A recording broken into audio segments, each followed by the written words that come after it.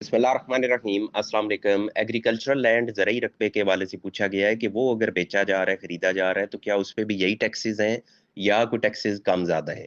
तो जनाब इसका जवाब है कि उस पे ज़्यादा टैक्सेस हैं। ज़्यादा टैक्सेस किस तरह है, मैं उसको वादे करता हूँ। आप ये ज़हन में रखें कि FBR के टैक्सेस 236C, 236 के, ये अक्रॉस द बोर्ड पूरे पाकिस्तान में एक ही इसकी रेशो है। इसमें सिर्फ फ़र्क ये है कि फाइलर के लिए और लेट फाइलर के लिए और नॉन फाइलर के लिए और टैक्सेस हैं। लेकिन इसके अलावा जो बाकी की टैक्सेस हैं, स्टैंप ड्यूटी, बल्दिया या जिला कौंसिल जिसको कहते हैं, या बाकी की फीसेस, उसमें फ़र्क हो सकता है। पंजाब में और होंगी, देहातों में हो रहे हैं, शहरों में हो रहे हैं। इसी तरह KPK, सिंध, बलूचिस्तान वगैरह में वो आपको कोई फ़र्क नज़र आएगा। लेकिन FBR के टैक्सेस अक्रॉस द बोर्ड पूरे पाकिस्तान में एक ही रेट आपको मिलेगा। अब आ जाएँ कि पंजाब में क्या है, तो अर्बन प्रॉपर्टीज़ यानी जो शहरी रकबे हैं, वो अगर आप बाय कर रहे हैं, सेल कर रहे हैं, तो उस पे स्टैंप ड्यूटी है 1%। लेकिन जो देहाती रकबे हैं, अर्बन एरिया से बाहर, तो उस पे स्टैंप ड्यूटी है 3%। यानी उस पे ज़्यादा मालियत के स्टैंप पेपर लगते हैं।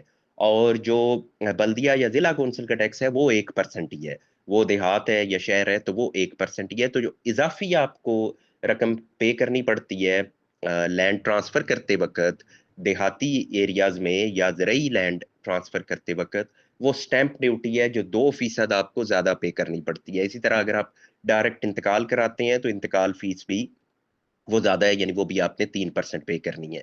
तो ये फ़र्क है देहाती में और उसमें। लेकिन एक इसमें जो आपको कह लें कि फ़ायदा होता है या एडवांटेज होता है, वो ये कि शहर में आप एक मरला सपोज़ ट्रांसफ़र कर रहे हैं, तो वो एक मरला की कीमत ही 5 लाख, 8 लाख, 10 लाख रुपया होगी। लेकिन देहात में जब आप बात करते हैं या एग्रीकल्चरल लैंड की बात करते हैं, तो वहाँ तो 10 लाख में आपकी 5 कनाल अराज़ी आ जाती है। तो ये वहाँ फ़र्क है, वहाँ क्योंकि कीमतें कम हैं, तो इस वजह से मालियत कम बनती है, लेकिन मालियत के ऊपर जो टैक्स लगता है, तो वो ज़्यादा है बनिस्बत उसके कि जो आप शहरी इलाके में पे करते हैं।